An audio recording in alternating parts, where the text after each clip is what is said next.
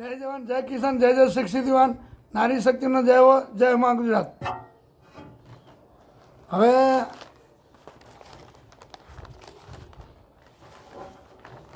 જુઓ, 22 વર્ષની ઉંમરમાં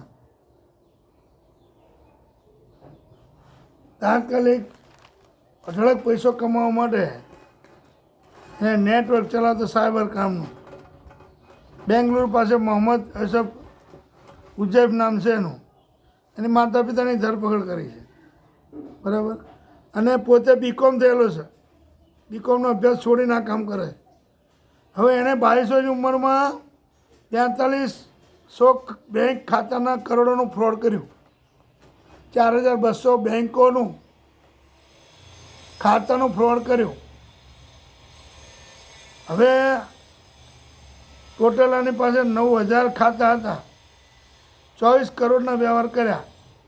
ખાલી આ છોકરા એકલાએ 25 લાખથી વધુ કમાણી કરી. તો શું આને સજા થશે? કોઈ દિવસ ના થાય. આને સજા થાય જ નહીં. સેટિંગ કરીને છૂટો.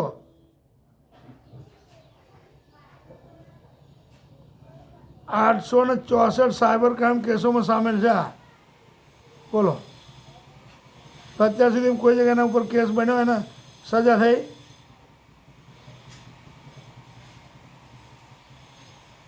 પોલીસે બધું જપ્ત કર્યું અને છેલ્લે એવા કેસ એનો નિર્દોષ. કેમ કે પોલીસ પુરાવા રજૂ કરતી જ નથી.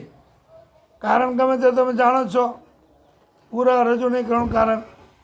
તો એ રીતે કરીને કરોડોનો ભ્રષ્ટાચાર બધો ડામી દે એટલે પછી એનો ચાલુ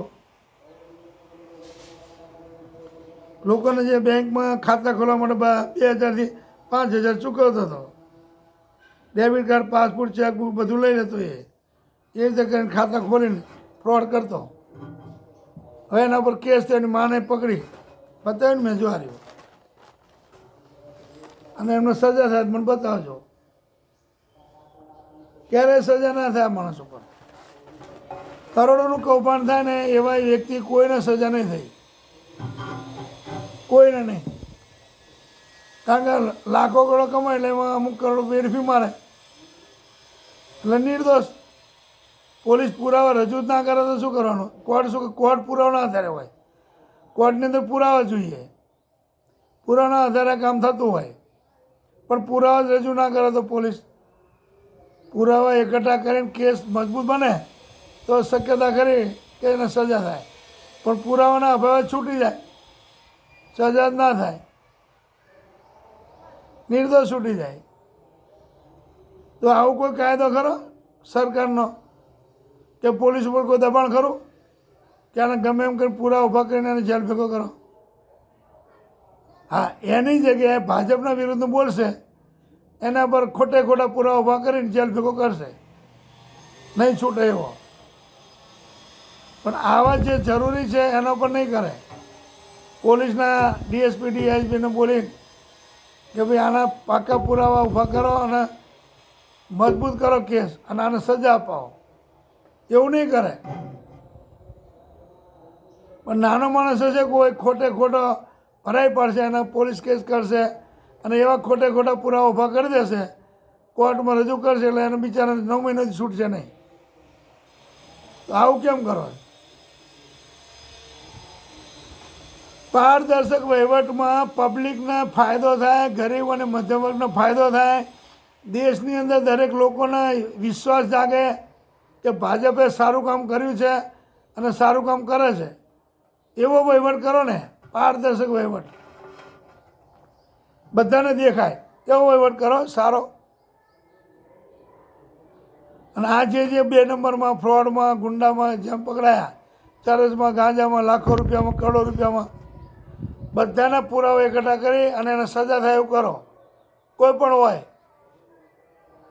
ચરસ ગાંજામાં હોય, કરોડો રૂપિયા પકડાયા હોય. આ સુરનગર બાજુના પહેલાં કલેક્ટર, મામલતદાર, એનો જે કેસ ચાલે એવા કરોડો રૂપિયા પકડાયા, પોતે કબૂલ કર્યું. એ બધા પુરાવા પાકા કરી અને સજા પણ જેલ ભેગો થાય અને સજા મળે નહીં એવો રસ્તો કરો, એવું મારું કહેવું છે. અને દરેક અધિકારી આમાં મજબૂત થવાની જરૂર છે, પણ ફ્રોડમાં ના મેળાવાય. ભ્રષ્ટાચાર કરશો તો નહીં મેળાવાય. વહીવટ સારો કરો અને હિંમત રાખીને કરો. ડૉક્ટર બાબા સાહેબે એટલા બધા કાયદા મસ્ત બનાવ્યા છે કે ખરેખર એનો સદુપયોગ થાય ને તો એક પણ ફ્રોડ છૂટે જ નહીં, એક પણ ભ્રષ્ટાચાર ના છૂટે. બોલો, એ કાયદા પ્રમાણે ચાલે તો, કાયદા પ્રમાણેના પુરાવા ભેગા કરે તો, કાયદાનો પૂરેપૂરો ઉપયોગ કરીને એનો અમલમાં લાવે તો. પણ એવું તો કંઈ કરતા નથી. અને બીજું ક્યાંક કરવા જાય ત્યારે બીજા એવા વિષય મૂકી દે કે લોકો એમ જ ધ્યાન દોરે એટલે પેલું ભૂલી જાય. આવું થાય. જે કામમાં ખોટું થતું હોય એમાં પૂરેપૂરા પુરાવા ભેગા કરી અને કોર્ટમાં રજૂ કરી એને સજા મળવી જોઈએ, એવું મારું માનવું છે. જય જવાન, જય કિસાન, જય જય શિક્ષિત યુવાન, નારી શક્તિનો જય હો, જય મા ગુજરાત.